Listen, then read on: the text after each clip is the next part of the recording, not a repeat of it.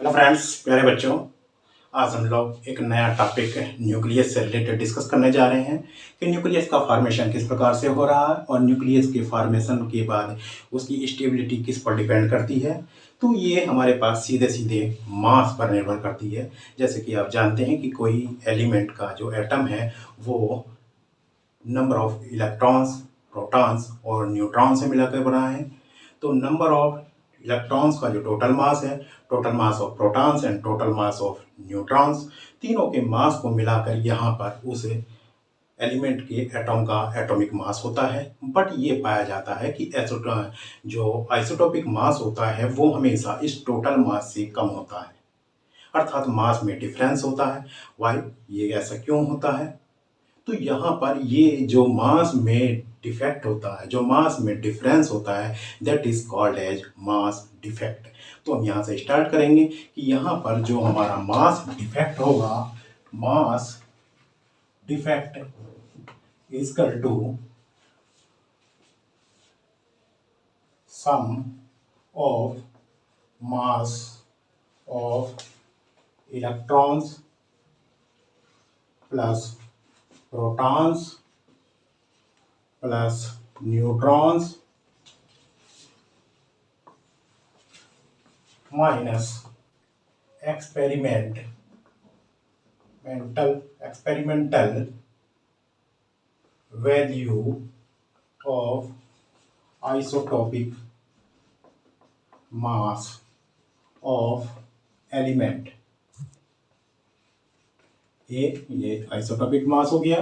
तो यहाँ पर हम मास डिफेक्ट डेल्टा एम से रिप्रेजेंट करेंगे।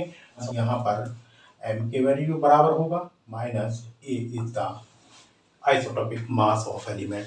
तो यहाँ पर हम देखते हैं कि जो न्यूक्लियस का फॉर्मेशन होता है, न्यूक्लियस में हमारे प्रोटॉन और न्यूट्रॉन एग्जिस्ट करते हैं, जिनको हम कलेक्टिवली न्यूक्लियंस के नाम से जानते हैं। न्यूक्लियंस से जब न्यूक्लियस का फॉर्मेशन होता है तो वहाँ पर ये मास डिफेक्ट हो जाता है। ये मास डिफेक्ट एनर्जी के रूप में रिलीज हो जाता है। When the nucleons are allowed together to form the nucleus, some mass disappears in the form of energy, that is in the combination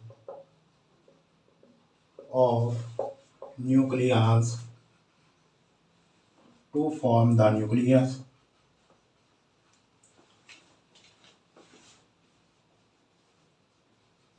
Some amount of energy is released।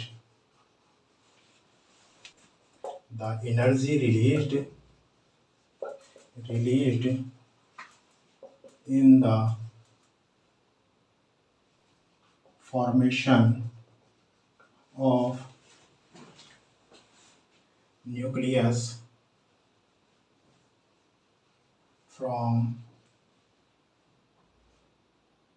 its constituent nucleons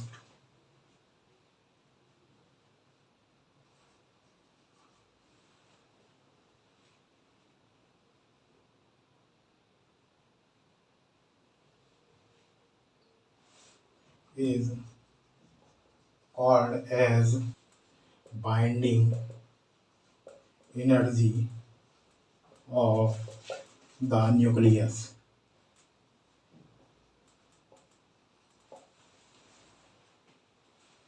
इस तरीके से यहाँ पर nucleus के formation में जो यहाँ पर न्यूक्लियंस बाइंड हो रहे हैं, न्यूक्लियंस आपस में टुगेदर कंबाइन हो रहे हैं, तो जो एनर्जी रिलीज हो रही है that is called as binding energy. Conversely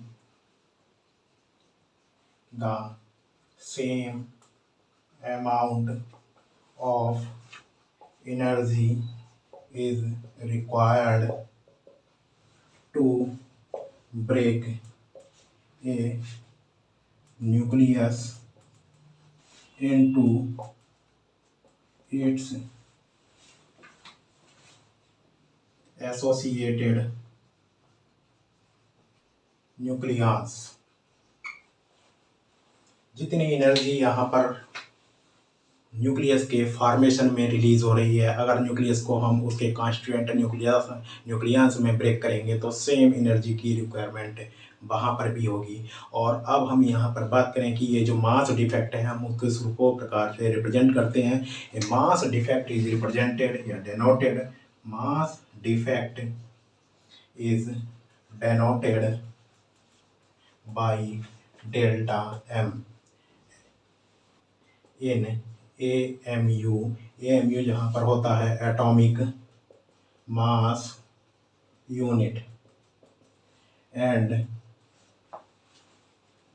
1 AMU is equal to 931 MeV, mega electron volt energy. A 1 atomic mass unit is equal to होती है 931 atomic mega electron volt.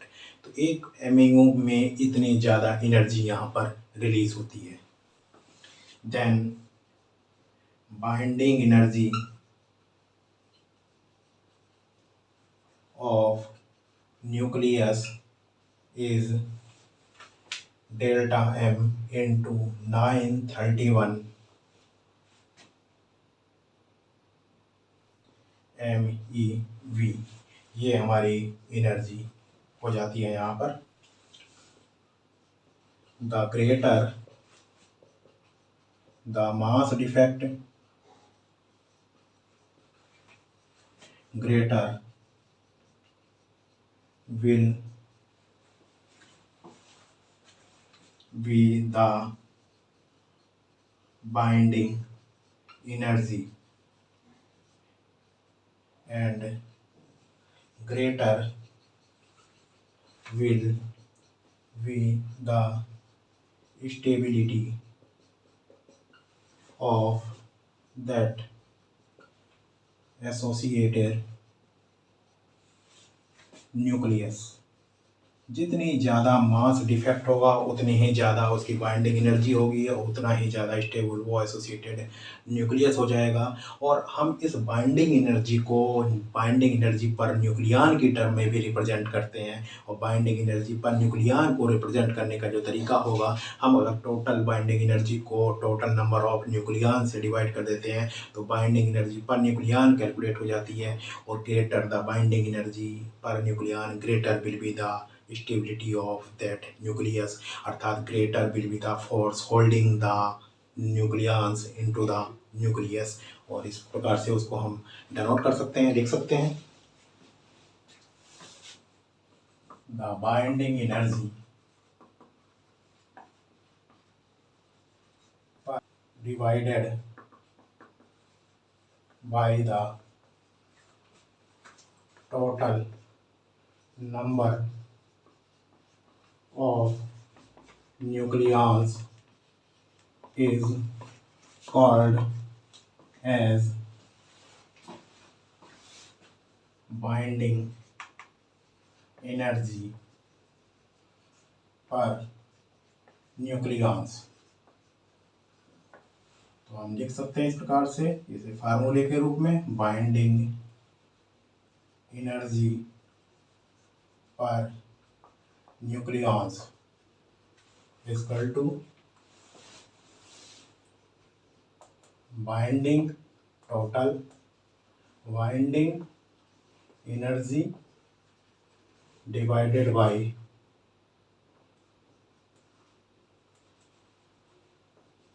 total protons plus neutrons। और ये value हो जाती है delta M into 931 upon A into MeV के बराबर ये वैल्यू आती है। Binding energy, total binding energy delta M 931 MeV से आप मल्टीप्लाई कर देते हैं और प्रोटॉन न्यूट्रॉन यहाँ पर A के बराबर हो जाते हैं। तो so binding energy per nucleon of a nucleus is this. and greater the binding energy per nucleons, greater will be the stability of that nucleus. The binding energy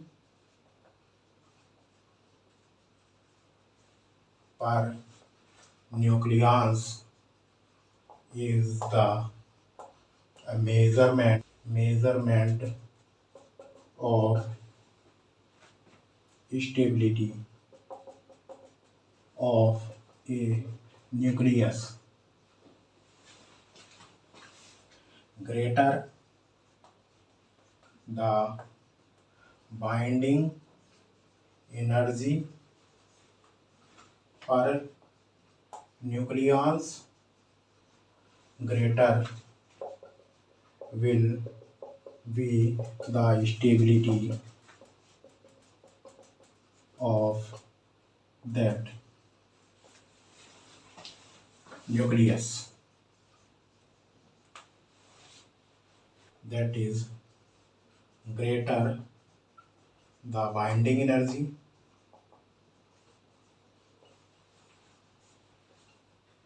per nucleons, greater is the force holding the nucleons in the nucleus together. जितनी ज़्यादा binding energy per nucleon होगी उतना ही ज़्यादा strong force nucleons को nucleus के अंदर bind करके रखेगा। तो एक बार फिर से यहाँ पर कंप्लीट को रिवाइज करना चाहें तो यहाँ पर हमारे पास देखते हैं कि जो मास होता है, total mass of electrons, protons and neutrons, और जो आइसोटोपिक मास हम पाते हैं वो इससे हमेशा कम पाया जाता है। तो यहाँ पर दोनों में डिफरेंस होता है, दोनों में डिफरेंस जो होता है that is called as mass defect. तो मास डिफेक्ट वो होता क्या है कि जब हमारा न्यूक्लियस फॉर्म होता है, अब न्यूक्लियंस के द्वारा जब न्यूक्लियस फॉर्म होता है तो न्यूक्लियस के फॉर्मेशन में कुछ एनर्जी रिलीज हो जाती है। उस एनर्जी रिलीज जो हमारी होती है वो इस मास के द्वारा ही एनर्जी प्रोड्यूस होती है, इसीलिए वो मास में यहाँ पर कमी आ जाती है। That is called as mass defect, जिसको हम डेल्टा एम से रिप्रेजेंट करते हैं। और जितनी ज़्यादा ये मास में कमी आती है उतनी ही ज़्यादा ये एनर्जी होगी। इसी को हम मास डिफेक्ट को एनर्जी के रूप में कहते हैं। बाइंडिंग एनर्जी जब हम इसको 931 मेगा इलेक्ट्रॉन वोल्ट से रिप्रेजेंट करते हैं कि जब हम इसको 931 MeV मेगा इलेक्ट्रॉन वोल्ट से मल्टीप्लाई करते हैं तो ये मेगा इलेक्ट्रॉन वोल्ट में एनर्जी कन्वर्ट हो जाती है। 1 atomic mass unit is equal to 931 mega electron volt. तो यहाँ पर ये टोटल मास एनर्जी में कन्वर्ट हो जाता है, that is called as binding energy. Now greater the binding energy greater will be the stability of nucleus. इस stability को हम न्यूक्लियंस की टर्म में भी रिप्रेजेंट कर सकते हैं। न्यूक्लियंस हमारे न्यूट्रॉन्स और प्रोटॉन्स होते हैं। अगर हम टोटल मास डिफेक्ट को, या आप कह सकते हैं कि हम टोटल बाइंडिंग एनर्जी को न्यूक्लियंस की संख्या से डिवाइड कर देते हैं तो binding energy per nucleon calculate हो जाती है। And greater the binding energy per nucleon greater will be the stability of nucleus. And so in other words you can say the greater the force holding the nucleons in the nucleus together. यहाँ पर आप देख रहे हैं सीधे सीधे यहाँ पर energy, binding energy per nucleon stability को डिफाइन कर रहे हैं। अर्थात यहाँ पर binding energy per nucleon is the measurement of stability of nucleus. Stability की, न्यूक्लियस की स्टेबिलिटी को मेजर करने का एक तरीका है जो बाइंडिंग एनर्जी है या बाइंडिंग एनर्जी पर न्यूक्लियन है। इस प्रकार से हम यहाँ पर बाइंडिंग एनर्जी मास डिफेक्ट्स को एक्सप्लेन करते हैं। And that is the reason यहाँ पर आप देख रहे हैं कितनी ज़्यादा एनर्जी एक एटॉमिक मास यूनिट में रिलीज होती है। इसीलिए कहा जाता है कि हमारे पास जो एटॉमिक बम होता है, परमाणु बम जिसको हम बोलते हैं, तो यहाँ पर उसमें बहुत ज़्यादा ह्यूज अमाउंट में एनर्जी रिलीज होती है, बिकॉज यहाँ पर थोड़ा सा मास डिफेक्ट से भी बहुत ज़्यादा एनर्जी रिलीज होती है। तो इस प्रकार से ये मास डिफेक्ट और बाइंडिंग एनर्जी का रिलेशन होता है। नेक्स्ट वीडियो में आप यहाँ पर और दूसरा टॉपिक न्यूक्लियस से रिलेटेड देखेंगे। Thank you.